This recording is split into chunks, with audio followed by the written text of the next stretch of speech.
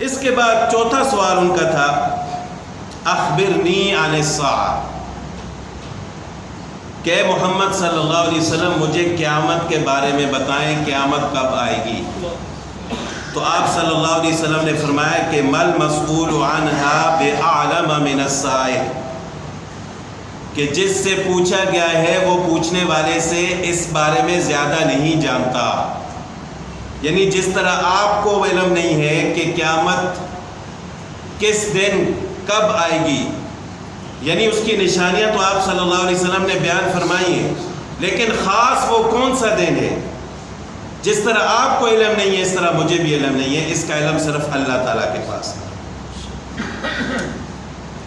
تو جب آپ علیہ الصلوۃ والسلام نے فرمایا کہ اس کا علم صرف اللہ کے پاس ہے،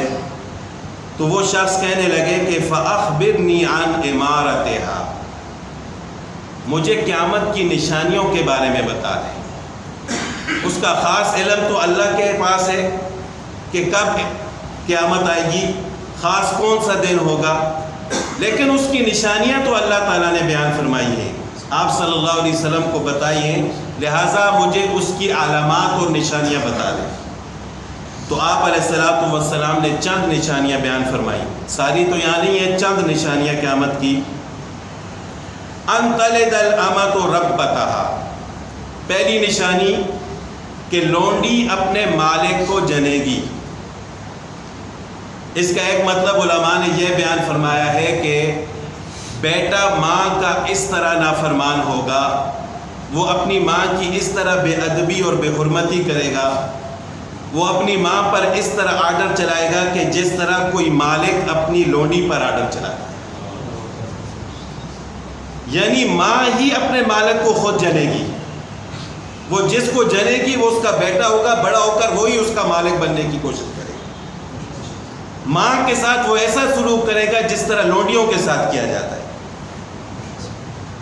یہ پہلی نشانی قیامت کی۔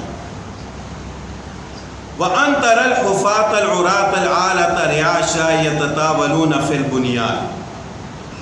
قیامت کی دوسری نشانی جو آپ صلی اللہ علیہ وسلم نے بیان فرمائی کہ آپ ننگے جسم، ننگے پاؤں والے لوگ، بکریاں چرانے والے لوگوں کو دیکھیں گے کہ وہ لمبی لمبی عمارتیں بنائیں گے، یتطاولون فی البنیان، لمبی لمبی عمارتیں بنائیں گے، پھر ایک دوسرے پر فخر محسوس کریں گے کہ دیکھو سب سے اچھا بنگلہ تو میرا ہے۔ اور اس سے پہلے ان لوگوں کی حالت یہ ہوگی کہ وہ ننگے پاؤں، ننگے جسم، یعنی ان کے پاس پہننے کے لیے چپل بھی نہیں تھے، جوتے نہیں تھے، ان کے پاس پہننے کے لیے کپڑے نہیں تھے، ننگے جسم اور ننگے پاؤں والے لوگ جو بکریاں چرا کر اپنا گزارا کرتے تھے، ایک وقت ایسا آئے گا کہ وہ لمبی لمبی عمارتیں بنائیں گے۔ قال ثم انطلق فلبثت مليا، وہ جو آدمی آیا تھا جس کے کپڑے بہت زیادہ سفید تھے،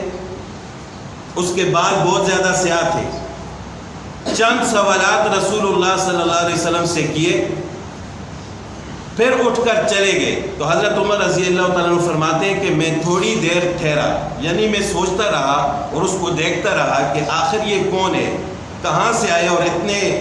اعلیٰ قسم کے سوالات اس نے کہاں سے کیے، اور پھر اس کی تصدیق بھی کی۔ تو حضرت عمر رضی اللہ تعالیٰ عنہ فرماتے ہیں کہ